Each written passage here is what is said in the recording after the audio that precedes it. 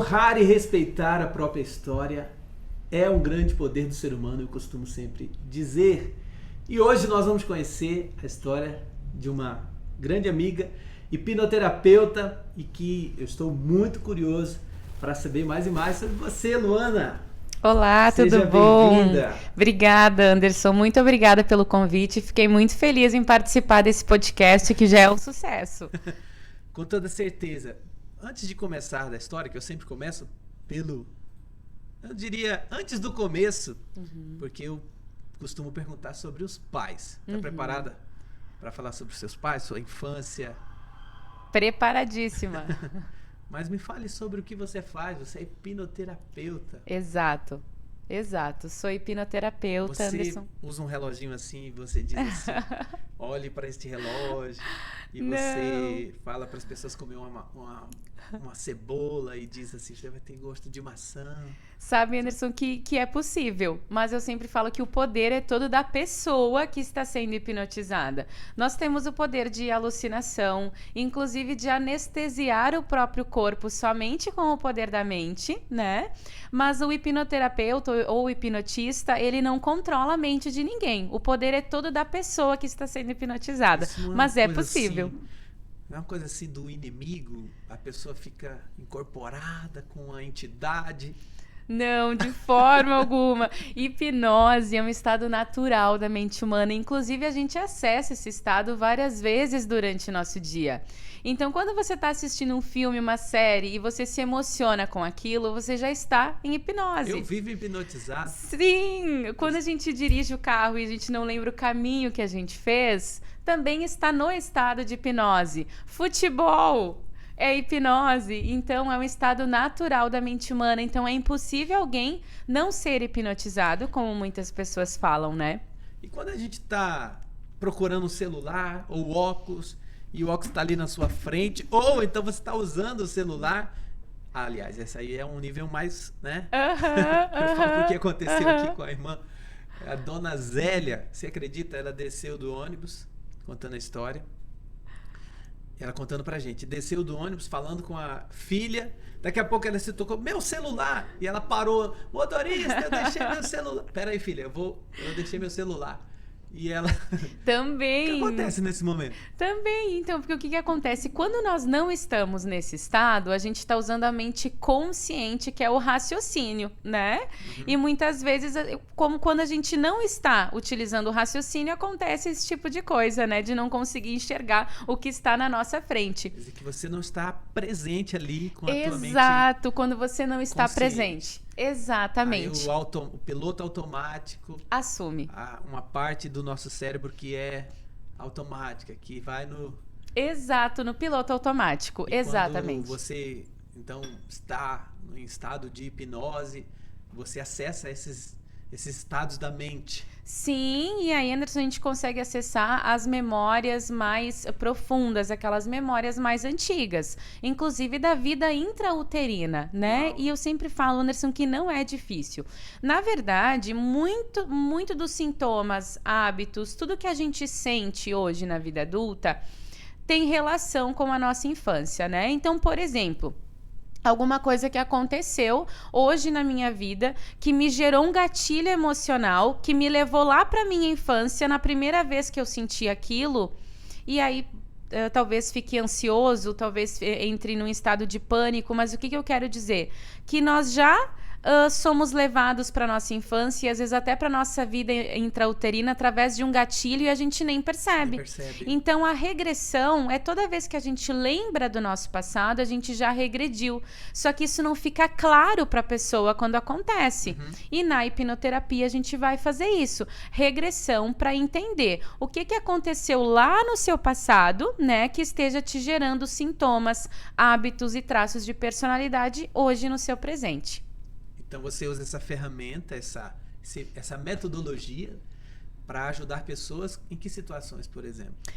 Tudo que for de causa emocional, Anderson. Então, doenças físicas de causa emocional, bloqueios, medos, traços de personalidade que atrapalham na vida adulta, hábitos negativos, vícios, né? E as doenças de várias doenças autoimunes, que normalmente... geralmente doenças psicossomáticas, né? Desculpa, temos ansiedade, depressão, pânico, né? E outras doenças também que podem ter causa emocional ou que as emoções podem ter contribuído para que elas tivessem aparecido no corpo, né? Que massa. Daqui a pouco a gente vai falar mais sobre isso. Perfeito. Mas eu quero falar sobre a Luaninha.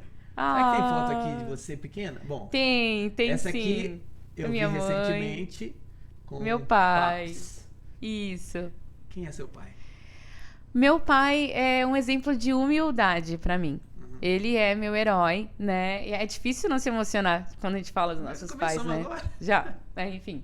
E ele é natural de Lajeado, né? De origem alemã. E ele veio para Caxias quando ele era jovem ainda para trabalhar. Ai, desculpa. E ele é meu exemplo, né? E ele veio para cá, então, muito jovem, né? Para Caxias. E ele sempre trabalhou como metalúrgico, né? Em metalúrgica. Hoje ele é aposentado. Isso mesmo. Qual o nome dele? É Claudério. Aí, Claudério. Valeu a pena vir para Caxias, né? E essa senhora, jovem senhora? Essa é minha mãe. Minha mãe, Maria Nilva Kish. Meu exemplo também. Eu sempre falo que a minha mãe é minha rainha, né? É tudo para mim.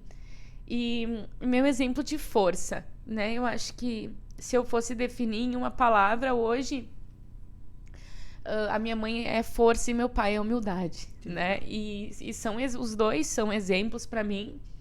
E a minha mãe, enfermeira e professora, então sempre envolvida com pessoas, né? Com o cuidar de pessoas. O arquétipo do cuidador já tá, então. Aí. Já tá na minha veia, exatamente. Que legal. Passar para acabar o choro logo. É, verdade. Mana? Sim, minha irmã, Morgana, mais velha, 6 anos mais velha que eu. Cresci Apanhou junto com ela. bastante? Batia mais do que apanhava.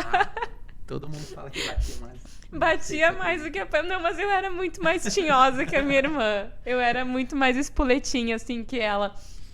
Mas crescemos juntas, então a minha irmã que me ensinou a ler e escrever, ela me ensinou muita coisa, eu sou muito grata por ela também. Vocês brigavam de puxar os cabelos assim? De puxar os cabelos, se cuspir na cara.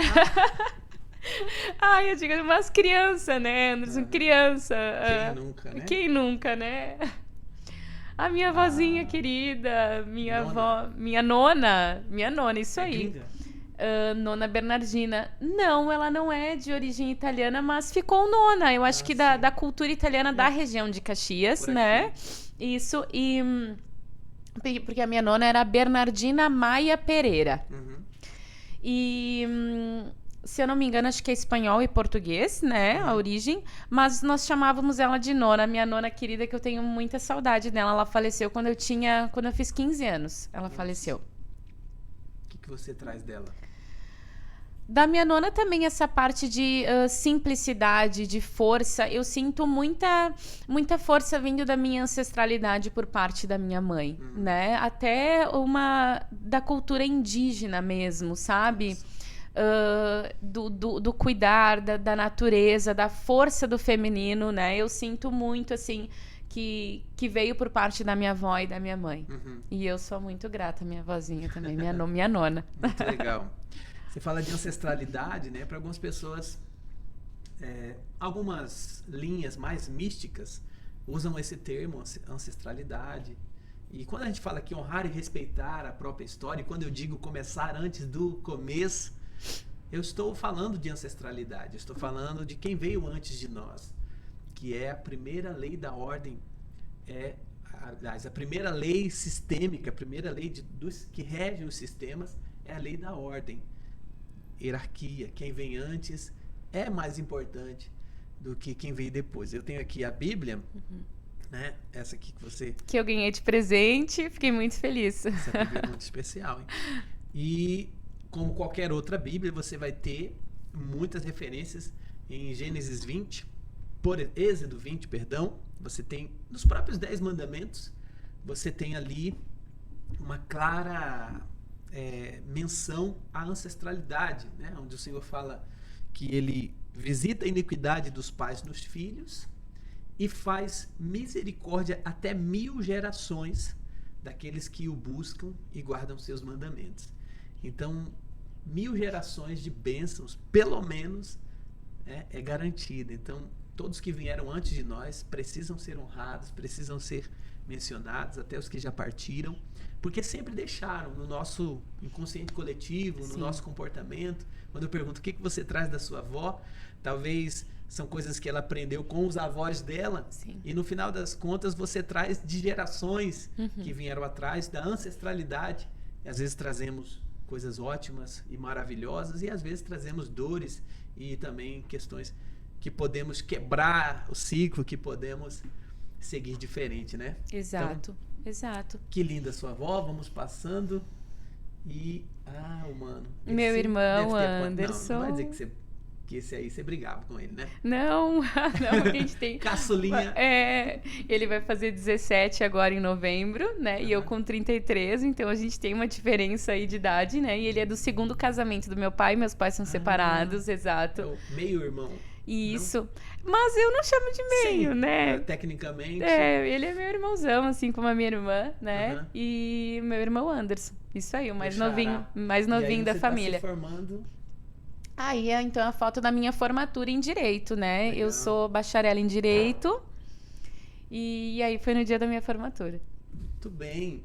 Ela, além de tudo, também é operadora de Direito. Exato. Aqui são os pais. Meus pais. Na sua formatura. Exato. Você formou em qual instituição? Na UX. Na UX. Isso. Aqui de Caxias. O que significa UX?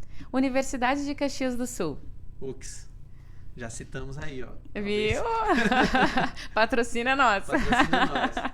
Café, hein? Cadê aquele café, Johnny? E o café é maravilhoso, Gostou por do café? Sinal. Por favor, depois a gente vai falar o nome, porque é um dos melhores cafés que eu já tomei. Isso, vê se você consegue lá. É, o café preto com um sabor de chocolate e menta maravilhoso. Acho que da região aí. Acho Gostei que muito. Pelo menos quem fornece pra gente é de Carlos Barbosa, né? E esse aí eu ganhei da Raquel, que esteve aqui no Respeito da Minha História. Se você tá acompanhando essa, aqui no nosso canal tem várias histórias e outras virão. Então já se inscreve aí. Se inscreve, dá um like também, porque essa história aqui é demais. Tá só começando. Ótimo. E quem quiser patrocinar, estamos abertos aí, né? Isso aí. Você cresceu aonde, assim, a sua infância? Aqui na região? Aqui em Caxias, eu sou caxiense. Hoje Hoje em dia é raro, né? Porque muita gente de fora. Verdade. No bairro Jardim das Hortênsias. E a galera daqui vai embora pra Santa Catarina. Por que será, Não né, sei. Anderson? O que tem lá que esse povo gosta tanto? Não tem nada que presta. Não tem nada que presta. Eu falo porque a galera vai embora e eu que decidi morar em Caxias, né? Eu sou paulistano e natural de São Paulo, mas... Olha ali o café, café Baggio. Não tava nessa aqui não, né? Tava na de lá. Café Chocolate com menta, viu? Acertei, ó. Dá pra sentir muito o aroma do chocolate, viu? Então, Baggio patrocina nós, que esse café é maravilhoso. Ó, a minha convidada já fez a merchan pra mim. Legal. Ai, muito bom. Deixa eu pegar um pouquinho desse café aqui, então. Que é maravilhoso. Eu ainda tenho aqui, daqui a pouquinho eu pego mais. Você me fala do que bairro você foi criado? Então, Jardim das Hortênsias, né? E como eu falei, meus pais têm uma história muito bonita, né? Minha mãe de Vacaria, meu pai de Lajeado. Se conheceram aqui, né, em Caxias do Sul. Minha mãe, 10 anos mais velha que o meu pai. E aí eles se casaram, moraram de aluguel, né? Eu venho de uma família humilde, mas nunca me faltou nada, né, Anderson? Então, eu sou muito grata pelos meus pais, pelo sacrifício que eles fizeram, pela batalha, né? Pra dar pra mim, pra minha irmã, né, uma criação muito, muito boa, que né? legal. Nunca nos faltou nada. Ó, se o caxiense vai pra Santa Catarina, o vacariano vem pra Caxias, né? Exato, exato. Se for da sua mãe, eu só de Caxias eu conheço uma galera que veio de Vacaria. Quem era de Vacaria aí ou digite aí nos comentários pra eu saber. Isso aí, muita Deixa eu gente. confirmar. Tá ok essa câmera aqui, Johnny? Tá? Pra nossa convidada. E aí como que você decidiu estudar direito? O papai falou assim, minha filha vai ser juíza, vai ser delegada, advogada. Na verdade, começa um pouquinho antes disso, Anderson, porque eu sempre priorizei o trabalho. Então, eu tenho exemplos de pais muito trabalhadores e eu sempre quis ser muito independente. Então, com 16 anos, eu falei para minha mãe, eu quero trabalhar. Eu estava no ensino médio, né, no segundo ano do segundo grau, né, e eu falei para minha mãe, eu quero trabalhar. E ela disse, não, filha, tu vai só estudar. Eu falei, não, mãe, eu quero trabalhar, eu vou trabalhar. E eu meio que fui assim, sem a benção deles, fui no CIE, fiz um cadastro, estudava de manhã e de tarde eu era secretária numa escola de informática, né? Então eu sempre priorizei muito trabalho, sempre fui atrás, né, da minha carreira, dos meus sonhos. E o direito, eu tinha que escolher um curso noturno. Na verdade, eu fiz um semestre de fisioterapia porque eu sempre quis a área da saúde. Já estava em mim essa questão do cuidado, né? Mas eu fiz um semestre de fisioterapia e o curso era muito caro. E a minha mãe, eu sabia que... Minha mãe, principalmente, né? Porque estava com a minha guarda, meus pais já eram separados. Mas eu sabia que ia ser custoso também para eles arcarem, né? Com o valor da faculdade. Mas se realmente eu quisesse, eles teriam, né, pago o valor. Mas eu disse, não, eu quero trabalhar. E o curso era diurno, então me impossibilitava. E aí eu larguei mão da fisioterapia e fui procurar um curso noturno, né? E aí eu escolhi Anderson num folderzinho, assim. Será o quê? Administração, direito? Vou no direito. Foi mais ou menos assim, né? Não era meu sonho. Sim. Mas eu não vejo como tenha sido em vão, Sim. né? Eu acho que toda a cultura, todo o conhecimento que eu aprendi lá, tudo que eu passei, me tornou a Luana que eu sou hoje. Inclusive os anos de faculdade, o conhecimento e as experiências que eu tive lá, né? Então, tudo foi do jeito que tinha que ser, né? E é um conhecimento que me agrega também, né? Em todas as áreas da minha vida. Você tá falando isso porque é a dor de muitas pessoas que escolheram uma carreira, começaram uma carreira, uma profissão, um ofício por questão de oportunidade ou o que tinha para janta, né? Ou às vezes influência dos pais. E às vezes pensam assim, se eu fizer uma transição de carreira, se eu for em busca do meu tão sonhado e falado propósito, eu vou ferir os meus anos de estudo, as minhas noites em claro, todos os livros que eu li. Vou ferir meus pais que apostaram, que gastaram, minha avózinha que ajudou a pagar a faculdade. E a pessoa carrega uma dor para a vida inteira. Ou então faz a transição, mas sempre acreditando que está ferindo alguma coisa. O que você poderia falar sobre propósito aqui pra gente? Você que fez transições de carreira na sua vida. Então, Anderson, eu acho que o nosso maior propósito de vida é ser feliz. Então, muitas vezes as pessoas ligam o propósito somente ao profissional, né? Mas eu acho que a gente está aqui para ser feliz, para ir em busca dos nossos sonhos. E eu também acredito que não exista um único propósito de vida quando falamos também no profissional, né? Eu acho que depende do seu momento. E eu acredito que a melhor forma de honrarmos os nossos pais é ir atrás dos nossos sonhos. E todo o nosso passado, tudo que a gente passou, assim como eu também, nos trouxe até aqui, nos preparou para esse momento. Então eu não seria essa Luana se eu não tivesse passado por tudo que eu passei. Então eu trabalhava como gerente comercial, né? Depois que eu fui secretária, né, numa escola de informática, eu fui agente de locação por 2 anos. Depois 1 ano como assistente comercial numa seguradora na Sul América. E depois 7 anos como gerente comercial na Zurich Seguros. E eu fiz uma total transição de carreira, Anderson, que não foi muito fácil, né? Então eu digo que depois que eu fui desligada da Zurich, eu cheguei no fundo do meu poço, porque eu não sabia o que eu queria da minha vida. E eu tive que entrar numa jornada de autoconhecimento para me descobrir, né? Então, parar de olhar somente para fora e olhar mais para dentro, para me conhecer, para me entender melhor. E aí sim, descobrir quais eram os meus dons, as minhas habilidades, porque eu acho que o propósito, Anderson, também está ligado com isso. eu acredito que cada um de nós tenha certas habilidades natas, né? Que já vem com a gente, que a gente herda isso de alguma forma. E se a gente conseguir usar isso dentro da nossa profissão, tudo vai ser muito mais fácil. Eu acho que o grande problema do propósito é a falta de autoconhecimento. Você acha que é possível ser feliz? Você falou que o nosso propósito é ser feliz, né? No seu conceito. E é possível ser feliz servindo dentro do que eu trabalho e ganhar dinheiro com isso, por exemplo? Com certeza, com certeza. Inclusive, Anderson, eu acredito que todas as profissões têm um servir por trás. Todas têm um objetivo. Não é somente na área da saúde, né? Ou também, como você, que é bispo, não é somente nessas profissões que tem o servir. Todas as outras têm. Inclusive, por exemplo, na tecnologia. A tecnologia é para o avanço da humanidade, também é um servir, né? Dentro do próprio direito, da sua formação base, talvez não estaria direto, você não teria esse contato direto com a pessoa, de ver uma transformação, e por isso, na cabeça de alguns, não enxergam o servir tão grandioso que tem por trás da vida de um advogado, de um delegado, de um operador de direito. Por exemplo, você imagina uma mãe que tem que cuidar do seu filho e às vezes ela precisa acionar a justiça, acionar um advogado para garantir o direito a uma pensão alimentícia. E quando ela recebe, pode ir lá no mercado fazer uma comprinha, pagar a escola, comprar um material escolar para o filho. O advogado, né, ou a advogada que foi lá e que garantiu aquele direito a um servir muito grandioso, né, muito poderoso aí.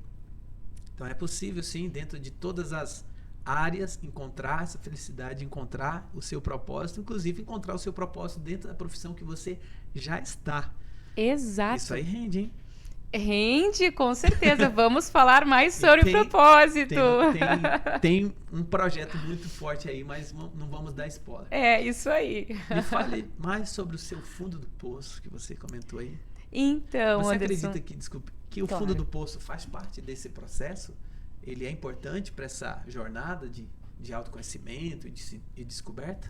Eu acho que faz, Anderson. Claro que nem todo mundo precisa passar por isso, mas que muitas pessoas só olham para dentro, só se voltam para o autoconhecimento quando chegam no fundo do poço. Infelizmente, foi o que aconteceu comigo, né? Eu era uma pessoa muito cética para várias coisas, eu nunca tinha feito nenhum tipo de terapia, nunca tinha cuidado da minha saúde mental, cuidava somente da minha saúde física. Eu estava numa fase da minha vida que eu ia para academia 2 vezes por dia, mas eu não ia na igreja, eu não ia numa terapia, né? E eu acho que vem disso tudo também, né? E eu durante esses 7 anos de gerente comercial, bom, no primeiro ano eu entrei com 21 anos, né? Eu era gerente comercial mais jovem da empresa. Eu entrei em março, em dezembro eu já ganhei um prêmio de destaque, então eu me dediquei muito nesses anos, né? E quando eu fui desligada no 7º ano, eu tive proposta de outras seguradoras para voltar para o mercado e eu não quis, né? Aquela página encerrou para mim e eu entrei numa busca por autoconhecimento, mas isso foi muito doloroso, porque eu comecei a estudar para concursos públicos, como eu era graduada em Direito. E eu entrei numa fase que eu passava o dia inteiro em casa de pijama, né? Não ia mais pra academia, então eu engordei, né? Na época eu estava morando com meu ex-marido, o nosso relacionamento já não andava bem. E eu pensei, e agora, o que eu vou fazer da minha vida? E o meu dinheiro estava acabando, né? Tanto que daí eu fui trabalhar na empresa do meu ex-marido na época. Mas eu pensei, e agora, o que eu vou fazer da minha vida? Então eu tentei ser várias coisas, iniciar várias coisas. Cerimonialista, propagandista de medicamentos, estilista, várias coisas. E aí eu comecei a perceber que eu estava num desespero. Sim. E quando a gente tá nesse desespero, fica tudo uma nuvem, fica uma névoa nos nossos olhos e a gente não consegue enxergar. E aí eu entrei na busca por autoconhecimento, através de terapias, de astrologia, que eu não acreditava na época, mas que também me ajudou. Mas o que importa aqui, eu comecei a olhar para dentro de mim. E, fazendo um parêntese aqui, fica claro que você é uma mulher de muitas habilidades, né?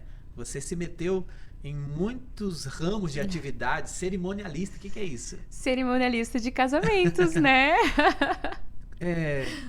Na parte comercial, né? Vendedora. Sim, né? vendas. De alguma forma. Isso. No direito, né? E aí, significa que você realmente tem muitas habilidades, consegue transitar em diversas áreas. Isso pode atrapalhar, né? Laí Ribeiro fala uma coisa, doutor Laí Ribeiro, sobre talento, e ainda um pouco na linha do propósito. Ele fala que se você pega uma bolinha de ping-pong e jogar e dizer, ó, pega essa bolinha, né? Você consegue pegar. E se eu pegar 5 bolinhas agora e falar, toma aqui, Luana, e jogar as 5 bolinhas, é capaz de você não conseguir pegar uma, né? Porque se distrai. Talento é assim também.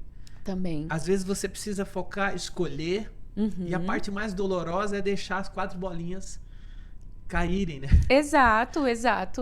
Porque você sabendo que consegue trabalhar com várias coisas, e você fala, como é que eu vou ser hipnoterapeuta se eu poderia ser uma ótima advogada? Eu não tenho dúvida que você poderia seguir carreira e ter seu escritório e se dar muito bem no ramo de direito. Mas você escolheu focar em uma área. E isso talvez aconteceu nesse momento que você está compartilhando do seu fundo de poço. Exato, Anderson. E isso também tem ferramentas que nos ajudam a nos entender melhor. Então, realmente, eu sou uma pessoa que eu tenho predisposição a fazer várias coisas, né? Não necessariamente eu preciso focar em uma coisa só, mas isso é do meu perfil. E tem pessoas que o ideal seria focar em uma única coisa por vez, né? Claro que hoje o meu foco total é voltado para a terapia, para a saúde mental, né? Mas também isso não me impediria de fazer outras coisas ao mesmo tempo. Sim. E aí existem ferramentas de coach, né? Ferramentas que, inclusive, você já aplicou em mim e que a gente foi entender que eu tenho esse perfil, né? E a astrologia também me trouxe isso.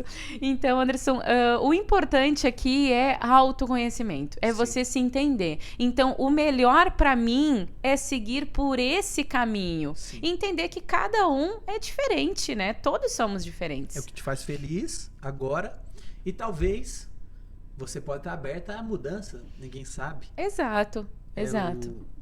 As pessoas perguntam, ou dizem, né? A única certeza da vida é a morte. Eu falo que a única certeza da vida é a mudança. Sim. Porque a morte é uma mudança. Sim. E é só uma mudança. E o que a gente tem certeza na vida é que tudo muda, realmente. A gente muda, você mudou, as profissões mudam, né? A nossa mente muda. Então a mudança é uma realidade, é uma certeza, e está pronto, está aberto à mudança, torna tudo mais leve e deixa a gente num estado de permissão, num estado de aceitar, de estar aberta ao novo. E então, nesse momento aí, qual foi o novo que apareceu? Qual foram as novas tomadas de consciência? E mudança, eu acho que é evolução, né, Anderson? Evoluir. E estamos aqui para evoluir. Exato. Eu acho que também essa é a nossa missão, nosso propósito, além de sermos felizes, é evoluir. Olhar para os pontos que temos que trabalhar, né? E usar dos nossos pontos fortes, enfim, para a nossa profissão. É impossível evoluir sem impactar, sem evoluir quem está do meu lado. Exato. Né? Sem levar junto comigo as pessoas com quem eu convivo ou que nem convivo. Tem gente que nunca, talvez, vai estar perto de você, vai conviver com você, mas está acompanhando agora aqui pelo YouTube ou pelo Spotify a sua história, e a sua evolução está ajudando a evoluir outras pessoas, né? O ser humano nasce ele nasce ignorante, né? Na essência. A gente tem dados de informação intrauterina? Tem, mas a gente não tem conhecimento.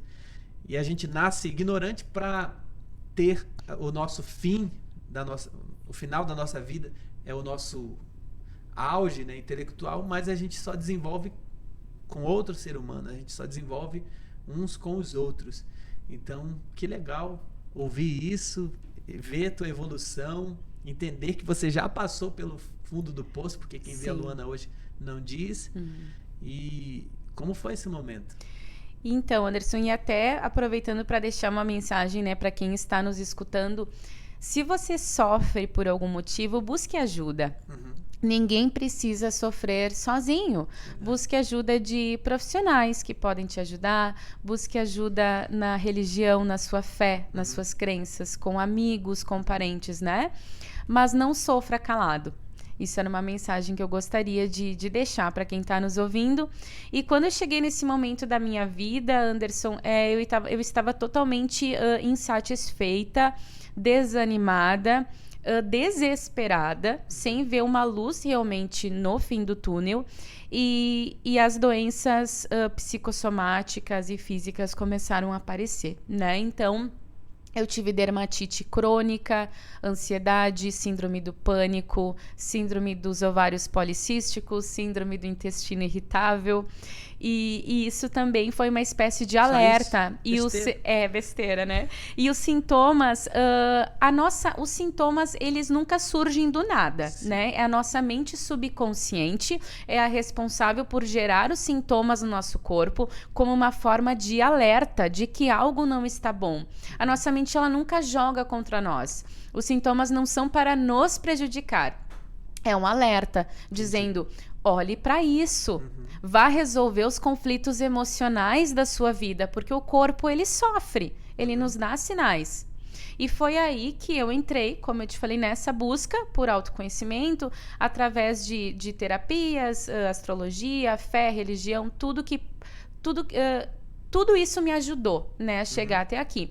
E foi realmente quando eu fiz a minha formação em hipnoterapia que foi a maior virada de chave da minha vida. Eu me transformei para poder transformar a vida das outras pessoas. E quando eu entendi, Anderson, que nós somos resultado, principalmente de tudo que nós vivemos, da nossa vida intrauterina até os 7 anos de idade, isso mudou a minha vida. Porque as nossas programações mentais e crenças foram formadas principalmente nesse período, quando éramos crianças. E o adulto, ele só coloca para rodar a programação da criança. Então, por que eu não conseguia mudar? Eu queria mudar a minha vida, eu queria mudar as coisas, eu queria a mudança e eu queria mudar, mas eu não conseguia. E por que a grande maioria das pessoas não consegue? Porque não olha para o seu passado, não olha para o período-chave onde você aprendeu a ser assim. E na hipnoterapia nós fazemos isso. A gente faz regressão para mudar a criança. É possível, tudo que foi um dia programado, é possível reprogramar isso? Com certeza, com certeza. Um exemplo, Anderson, prático, né, para as pessoas entenderem. Muitas mulheres acabam permanecendo em relacionamentos abusivos, né? É como se elas não tivessem força para sair disso tudo. E já aconteceu, inclusive, casos de consultório que eu atendi, que quando a gente faz regressão para o passado, a gente vai entender que o bebê, quando ela era bebê, ela via o pai agredir a mãe e depois da agressão acabava pedindo desculpa e falava que amava a mãe. E aquela criança aprendeu que amor é isso, amor é agressão. E aí, na vida adulta, ela coloca para rodar essa programação da criança. Então, o que a gente faz? A gente visita a criança e a gente troca a interpretação da criança para que na vida adulta ela consiga se libertar disso.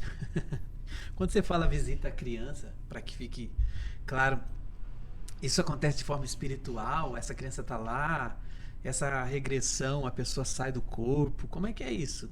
Não, Anderson, a hipnoterapia, ela é um processo científico, né? A ciência comprova, inclusive, o processo que eu aplico é o único processo terapêutico com o ISO 9001. Então, não tem ligação com o espiritual ou misticismo, né? A gente visita a criança na nossa mente. Na memória. Na memória, exatamente. E todas as memórias de tudo que aconteceu com a gente, desde a vida intrauterina, está salvo no nosso subconsciente. A gente não tem acesso Exato. a muitas memórias. Acontece muito de alguma situação específica da nossa vida liberar acesso de memórias inconscientes, memórias que são preservadas, até porque o nosso sistema faz isso, preserva memórias de dores. Quantas vezes a gente tem aquela amnésia conveniente, né? Isso. A gente tem um acidente e aí diz assim, eu só lembro que eu estava indo na bicicleta, quando eu vi eu estava no hospital. Aquele estresse, aquele trauma muito grande, ele está registrado, mas a nossa mente, ao menos que você tenha uma perca, né, de uma lesão física no cérebro, mas a memória está ali na mente, preservada, a nossa mente oculta, né, não dá acesso para nos preservar de uma dor, mas isso pode acontecer também em qualquer área da vida, em qualquer momento. Exato. E através de algumas ferramentas, você está dizendo que eu consigo acessar essas memórias, mas aí com a mentalidade pronta e com a ajuda de um profissional para dar um outro significado àquele evento. Exato. Me libertar da dor. Exato, Anderson. Então, eu sempre falo que eu só atendo adultos, né? Mas que, na verdade, são crianças que sentam no meu consultório. Porque eu vou te dar um exemplo. Medo do julgamento das pessoas, medo de não ser aceito, todos esses medos, crenças de incapacidade. Então, eu não sou bom o suficiente, eu não sou capaz, eu não sou inteligente, as pessoas vão me julgar, vão rir de mim. Todas essas questões não são problemas de adultos, são problemas de criança que começaram lá atrás. Então, a gente vai agir na causa do sintoma, aonde tudo começou. E isso tem um poder, Anderson, muito grande, porque a nossa mente ela não sabe a diferença entre o real e o imaginário. Todas as vezes que imaginamos alguma coisa, para nossa mente aquilo está acontecendo. Quem nunca antecipou o futuro e ficou criando coisas que ainda nem aconteceram, isso pode gerar até uma crise de ansiedade. E se eu perder o emprego? E se eu ficar sem dinheiro? Como que eu vou sustentar a minha família? Só de pensar nisso que ainda nem aconteceu, os sintomas já vêm. Por quê? Porque para nossa mente aquilo já está acontecendo, ela já está vivendo tudo aquilo. É a síndrome do pânico, muitas vezes. É a certeza absoluta de que você vai morrer, de que um acidente vai acontecer. Eu sei. Eu atendi muito pessoas bem. na terapia espiritual que eu faço toda terça-feira. E eu atendi pessoas que diziam, para chegar aqui na igreja, falar com o senhor foi uma luta, porque ela cria videozinhos, filmes na mente. Eu me vi no chão atropelada, o carro ia passar por cima, o sangue para todo lado. E a pessoa cria aquela tela mental, Sim. aquela imagem, e o sistema não sabe que isso é um fruto de uma imaginação. E acredita como realidade. Então, todo disparo de hormônios, neurohormônios, a resposta fisiológica é de que aquilo está acontecendo. Exato. Então, você tem uma carga de estresse, que adoece, de fato, né? Exato. E podemos usar isso, Anderson, ao nosso favor, né? Porque, como eu falei, a nossa mente ela faz isso no automático. Esse caso, por exemplo, que você citou agora. Mas a gente pode induzir. Então, o hipnoterapeuta, ele é um guia, né? Ele vai te guiar para o passado para entender o que aconteceu lá atrás e mudar essa interpretação. E para sua mente, aquilo vai estar acontecendo. Então, por isso que a gente pode usar esse poder da mente ao nosso favor. E as pessoas vão te perguntar assim, ó. Ah, mas e se eu não voltar? Sim, então vários mitos, Anderson, sobre hipnose. Imagina, então, assim, na hipnose ninguém dorme, ninguém fica inconsciente, ninguém perde o controle da mente. Ninguém dorme, porque eu não deixo, né? Eu não deixo. Porque o que acontece, Anderson? O cliente, o paciente, enfim, ele participa ativamente do processo. Ele tá comigo ali o tempo todo. Eu digo que nós vamos juntos numa jornada. E aí, Anderson, muitas pessoas até me questionam assim, eu tenho medo do que vai aparecer, eu tenho medo de visitar o meu passado. E eu falo assim, ó, você tem... Os seus medos são os monstros que estão aí dentro de você. E é como se eu, junto com o meu paciente, a gente fosse pra guerra, a gente fosse pra batalha. A gente veste uma armadura e a gente vai lá e vai combater esses monstros. Pra você sair vitorioso e se libertar. É libertador, né? Que metáfora poderosa. Gostei dessa. Isso aí. Mas a pessoa volta? Volta da batalha junto comigo. No final ela não vai pra lugar nenhum, né? Ela sim, tá ali. Sim. É todo um processo mental. E Anderson, assim, ó, todos nós temos um grande poder, que é o poder da imaginação. Que uma criança, ela tem uma imaginação muito fértil e o adulto, ele vai perdendo isso com o tempo. Mas a gente pode usar a imaginação ao nosso favor, porque quando você imaginar algo, isso a gente faz em hipnoterapia, quando você imaginar algo, você botar emoção naquilo, aquilo transforma as conexões neurais no seu cérebro. Então o processo mental, ele também é físico, porque se tu for parar para pensar, nós todos somos como se fôssemos robôs. Programados para agir sempre da mesma forma. E o que a gente faz na hipnoterapia com a regressão e a mudança de interpretação? A gente muda essas conexões neurais do cérebro para que a pessoa passe a agir diferente. Então, também é um processo físico. Um exemplo, é muito comum a pessoa ter medo de dirigir. Isso pode estar ligado a um evento, algum episódio, algum acontecimento, ou até um sonho, ou só um pensamento que a pessoa teve de bater, de um acidente, de um carro. E ela cria esses vídeos em frações de segundos, e quando ela vai para um exame de autoescola, quando ela vai pegar um carro, ela treme, ela soa, a mente subconsciente, para protegê-la, né, assume o comando e a pessoa entra em outro estado. Eu consigo reverter isso criando pensamento, usando ao meu favor, então criando imagens, onde eu vou lá, onde eu domino, onde eu faço tudo certinho. E isso funciona? E aí, Anderson, para cada pessoa é diferente, para isso que existe o estudo de caso, né? Eu já atendi, inclusive, pessoas que me procuraram para conseguir tirar a carteira de motorista, porque tinham esse medo da direção. Quando ela chega até mim, eu começo a entender qual é o medo dela. Aí, um caso prático eu atendi. Perguntei, mas esse medo de direção é medo do quê? O que vem para você? Quais são os pensamentos? Eu não vou conseguir, que eu não vou conseguir. Quando a pessoa fala isso, eu já ligo a uma crença de incapacidade. E aí, então, é uma crença de incapacidade ligada ao medo. Na sessão propriamente dita, eu vou buscar a primeira vez que isso aconteceu e geralmente não tem nada a ver com carro ou direção. Entendi. Pode ser que sim, que tenha um trauma ligado a carro e a direção, algum acidente, alguma coisa, algum susto, mas pode ser que não.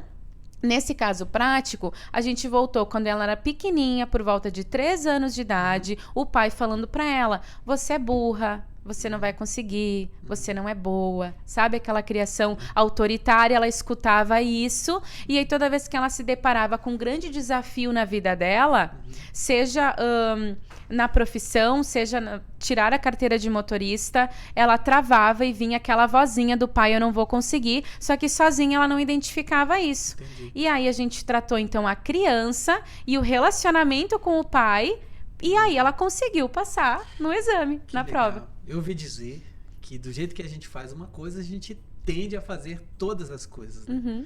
Então quer dizer que ela replicava em um fator, em aprender, dirigir, tirar a habilitação, coisas que ela devia aplicar em várias áreas da vida. Isso pode estar acontecendo agora com você que está acompanhando Exato. essa história. Exato.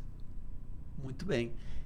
Tem como quebrar isso e mudar, né? Tem, com certeza, Anderson. E no processo a gente sempre vai tratar a criança interior e o relacionamento com pai e mãe, porque é de extrema importância, né? Nós somos metade masculino, metade feminino, que são simbolizados pelos nossos pais. Então, e para quem está nos escutando agora, eu pergunto... Explica isso direito. Você não de metade masculino, metade... todos nós, independente da sexualidade, todos nós temos... não é sexualidade. Não. Todos nós temos a força do masculino e a força do feminino dentro de nós, que são simbolizados pelos nossos pais, né? E aí eu pergunto para quem está nos escutando agora, como está o seu relacionamento com o seu pai, como está o seu relacionamento com a sua mãe, pois isso diz muito sobre como está a sua vida hoje. Muitas vezes o fato de você não prosperar, a causa pode estar aí. E eu falo assim que a maioria dos nossos traumas foram causados por pai e mãe. Mas isso é natural, porque trauma é toda vez que a gente não sabe lidar bem emocionalmente com uma situação. E quando que geralmente isso acontece? Quando a gente está aprendendo sobre a vida, nos primeiros 7 anos de vida, onde os nossos pais são os nossos exemplos. Mas não devemos culpá-los por isso. Porque os nossos pais são seres humanos são imperfeitos, né? E nem os pais devem sentir culpa. De forma alguma. Então eu sempre falo, se você está fazendo o seu melhor, não se culpe por ter errado. Porque é totalmente normal. Eu acho que o melhor que um pai pode fazer por um filho é se tratar, é buscar ajuda. Pode ser numa terapia, pode ser inclusive com a sua fé, mas buscar olhar para os seus defeitos, trabalhar eles, trabalhar o seu passado, para que você não jogue em cima do seu filho a carga emocional que você recebeu dos seus pais, né? Então, está aí pais e mães que estão acompanhando, nós te libertamos dessa culpa. Exatamente. Sejam livres se você fez o seu melhor, né? Exato. Existem pais e mães que não cumprem o papel, que às vezes, sabe lá por quais motivos ou sem motivos, acabam sim tendo comportamento, inclusive, nocivo diretamente, até criminosos muitas vezes, mas isso é um outro assunto. Agora, aquele pai que se esforçou, que tentou fazer o melhor, normalmente repetiu o que aprendeu, só deu aquilo que tinha, porque a gente não consegue dar o que não tem. Exato. Não recebeu amor, não recebeu carinho, não recebeu educação adequada. Tende a replicar aquilo, volto a dizer, do jeito que a gente faz uma coisa, a gente tende a fazer todas as coisas, e a gente está aqui para evoluir. E nessa sua evolução, para onde a gente foi? Você se formou, veio a hipnose na tua vida, esse processo, esse método, essa ferramenta, você se apaixonou, como é que foi isso? Nossa, eu me apaixonei. A primeira vez que eu tive contato com a hipnose foi, acho que até o Pyong Lee, né? Que é um dos grandes hipnotistas hoje no Brasil. E eu vi aquilo e falei, não é possível. Eu digo assim, não, hipnose de palco, eu digo essas brincadeiras, eu digo, não. E aí eu fui começar a estudar mais sobre, e aquilo me chamou muita atenção, né? Mas, enfim, deixei de lado. E aí depois, quando eu fui conhecer sobre a hipnoterapia, eu digo, utilizar a hipnose para fazer o bem. Aquilo me chamou muita atenção. E aí foi quando eu conheci a Omni, que é o maior centro de hipnoterapia do mundo, né? Com sede em São Paulo, aqui no Brasil. E é como se tivesse caído uma ficha para mim e uma vozinha veio no meu ouvido e fala, vai. Ao mesmo tempo que eu ainda tinha muito medo, porque eu já tinha investido muito em outros cursos, MBA para cerimonial de casamento. Vários outros cursos, tentativas, e aquilo me gerou um gasto. E eu tava praticamente sem dinheiro. Então eu falei assim, será que não vai ser só mais uma formação? Será? Veio aquela vozinha, mas ao mesmo tempo alguma coisa me dizia assim, vai. E eu fui. Então, eu fiz toda a minha formação, né, online, foi ali no início da pandemia, né, e só com a formação online já comecei a atuar, já comecei a ganhar experiência. Depois eu fiz a presencial em São Paulo, e depois disso montei meu consultório, né, Anderson, e assim, com muito custo, eu arrisquei, né, eu vendi o meu carro para montar meu consultório, para colocar lá dentro. Certeza, eu chamo isso de fé. Exato, de fé. Certeza de coisas que se espera. Isso, é a fé, Anderson. É você, assim, saber que você tá amparado, você não está sozinho. Então, saber que Deus estava olhando por mim, Deus sabia da minha intenção. Né? Que, claro, a gente cobra por isso, porque o financeiro também nos é importante, né? Mas que a minha intenção por trás de tudo isso também era auxiliar outras pessoas a fazer o movimento que eu fiz. E hoje eu consigo enxergar que eu só consigo auxiliar as pessoas da maneira como eu faço, com empatia, entendendo a dor dela, porque eu já passei pelo fundo do meu poço. Então, tudo Deus escreve certo por linhas tortas, não tem um ditado assim, Sim. né? Então, nada é por acaso. Nada é por acaso. Hoje você tem um você chama de escritório? Consultório. W Tower. Isso, A exatamente. gente falamos várias merchandising aqui. Viu? W Tower. Para quem não conhece, você pode deixar o seu endereço e Claro. até as suas páginas. Claro, fica na Alfredo Chaves, próxima à prefeitura, sala 307. Vem tomar um cafezinho comigo. Tem um café muito Muito bom. Venham, Anderson já conhece. Não chega a ser como o meu café. Então, olha, Baggio, se vocês tiverem cápsulas de café e queiram mandar para o meu consultório, eu não sei se vocês têm, eu vou ir atrás agora, inclusive, porque eu tenho a máquina com cápsulas, Sim. né? Vou ir atrás dessa informação. Mas aquele biscoitinho fit... Biscoitinho fit, dá tudo em grãos. Boa. Então, pessoal, venham tomar um cafezinho comigo, comer um biscoitinho, conhecer mais sobre a hipnoterapia. Vou recebê-los com o maior prazer. E a minha rede social é @LuanaKish_oficial. E o Kish é K-I-C-H. Tá aqui na descrição do vídeo. Gente, se inscreva no canal. Dá um like se você ainda não deu. E se você está aqui até agora, não sei há quanto tempo estamos ouvindo aqui a Luana, você merece ouvir isso aqui que ela vai falar agora. Que ela diz, o que eu vou falar? Eu quero que você deixe uma mensagem para quem está acompanhando, para quem, de repente, já tirou as dúvidas aqui sobre o processo de autoconhecimento, de hipnose. Autoconhecimento é mais fundo, né? Sim. Mas sim. O que você gostaria de falar para quem está sofrendo com problemas que são da mente, que são do subconsciente, que são, e às vezes ela não sabe disso, afeta o físico, afeta a dor, né, do corpo, e talvez ela está perdida nesse momento, não sabe como procurar ajuda, ou nem tem a oportunidade de chegar hoje até você, mas que palavras você pode deixar que vai ajudá-la nesse momento? Então, Anderson, eu gostaria de deixar uma mensagem para todo mundo que está nos vendo, nos ouvindo, né? Que é: você não está sozinho. Busque ajuda de profissionais, busque ajuda na sua fé. Você também faz um trabalho muito lindo, né, Anderson? Que eu admiro muito e que você pode escolher o profissional, o tipo de terapia que fizer mais sentido para você, né? A mensagem que eu quero dizer é: busque ajuda. Olhe para um profissional que você cria uma conexão, né? Porque eu acho que tem que haver um elo de confiança entre o paciente e o terapeuta. E você também, eu sei que você também trabalha com terapia, né? Então é um trabalho muito bonito, Anderson, e essa mensagem que eu gostaria de deixar para todo mundo: você não está sozinho. Legal. Sem dúvida, a fé, a palavra de Deus, né, é terapêutico, além de espiritual e transcendental. No Ministério Haja Paz, a gente tem essa prática. Às terças-feiras tem um programa de culto, de libertação, de cura interior, de cura espiritual, e eu faço os atendimentos, que aí é um pouco limitado, precisa marcar horário, mas fico à disposição. Quem quiser a nossa ajuda também é gratuito, pelo menos na terça-feira, pelo menos nesse programa, porque é a minha missão, é o trabalho da igreja.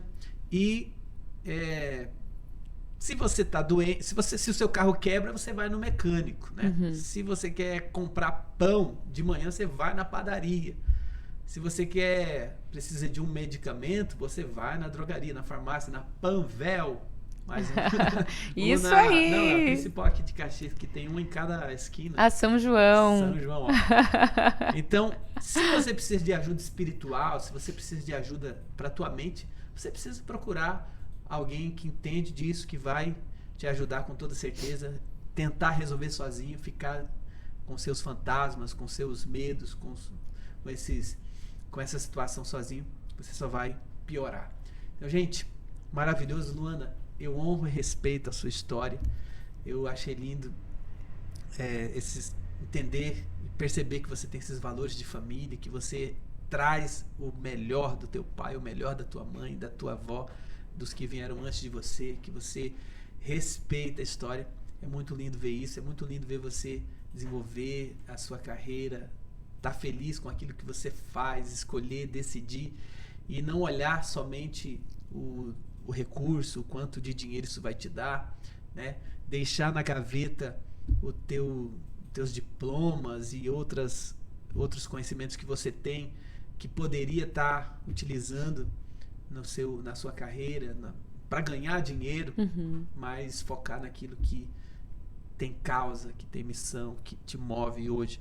E ver uma pessoa que sabe por que levanta da cama todas as manhãs, que sabe o que está fazendo da vida, é muito lindo. Obrigada. Parabéns. E eu que agradeço, né, pelo convite, Anderson, muito obrigada. E sim, eu honro a minha história, e isso é muito importante. Faz parte também do processo você honrar a sua, né? Você se parabeniza o tanto que você se cobra? Essa é uma reflexão que eu gosto também de deixar para o pessoal. Você se parabeniza por todos os desafios que você já passou, né, na sua vida? Você honra a sua história? Então olhe para isso, né? É algo muito bonito, é libertador. Eu honro a minha e estou muito feliz onde eu estou hoje, e muito obrigada pelo convite, Anderson. Muito legal. Estamos aqui para fechar? Então, gente, quero uma chuva de palmas aí embaixo nos comentários. Quero que você me conte o que você achou dessa história. Eu quero que você comente aí e recomende esse vídeo para mais e mais pessoas terem acesso a essa história.